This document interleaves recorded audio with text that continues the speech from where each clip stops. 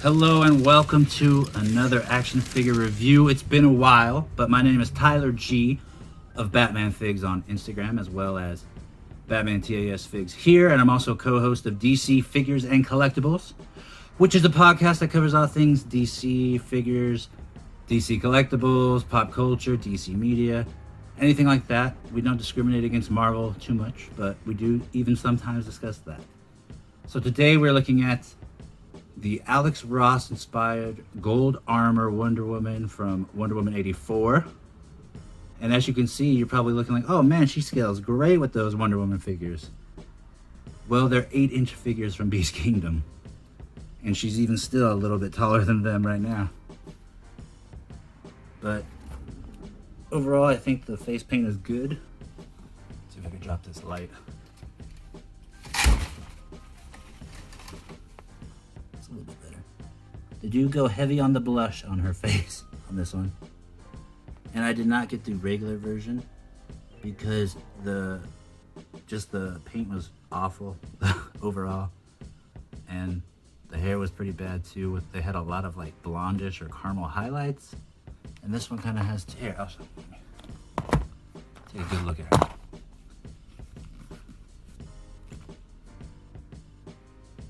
Armor. Look at all the detail in the chainmail, all the way to those heels with the toe articulation.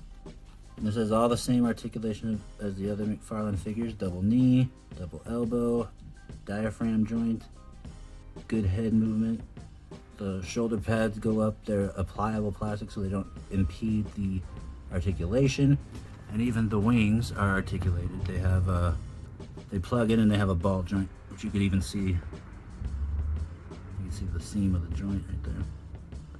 And her hair, you can see they do a good job mixing the highlights on this. It doesn't look too blonde. It looks more like a brown. But on the regular figure with the normal outfit, it was just a little bit too light. And it could be just me, so that's another reason I don't want to bash too hard on it. It could just because I saw a figure with bad paint. But overall, this is a must-have, I think. And right now, I'll show you what she looks like next to some other McFarlane figures, just to see how big they made her compared to even the other ones already. And that seems to be the people's most complaint with this figure, is that the paint's a little off on some of them, and they think that she's a little too tall. And I'm inclined to agree with them on the height. But I mean, what else are you gonna get a cool figure like this of Gal Gadot and Alex Ross inspired armor? So if you're a photographer, it shouldn't be too big of a deal to fudge the scale, or you could just do that and then she's the same height as everyone when they fall. But yeah, there's the McFarlane Batman and Superman from the comics. She towers over.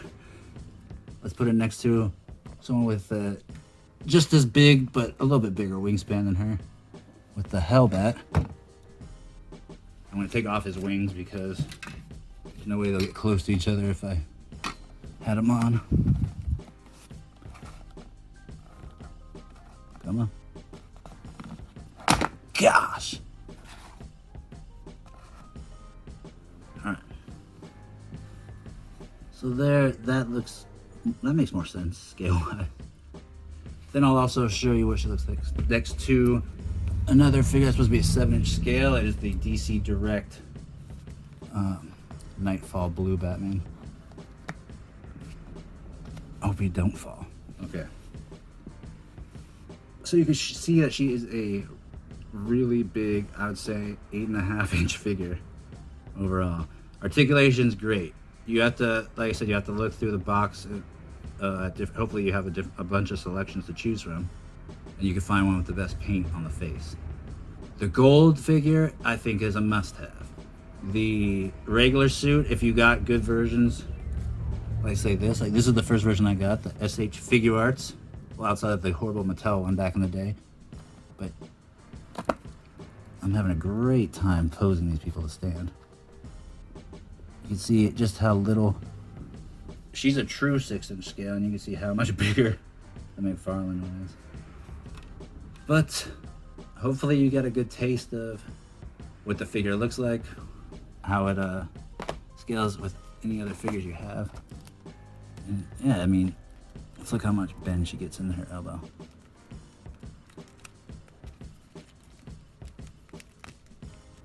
I'm gonna get both joints bent. There we go.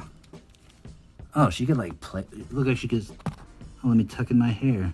So you get tons of articulation. A good figure for 20 bucks. Even toe articulation. Even tread detail on the shoe.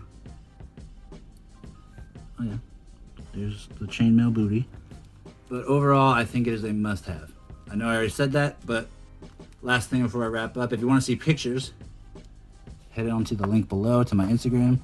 It's at Batman Figs, Batman Figs.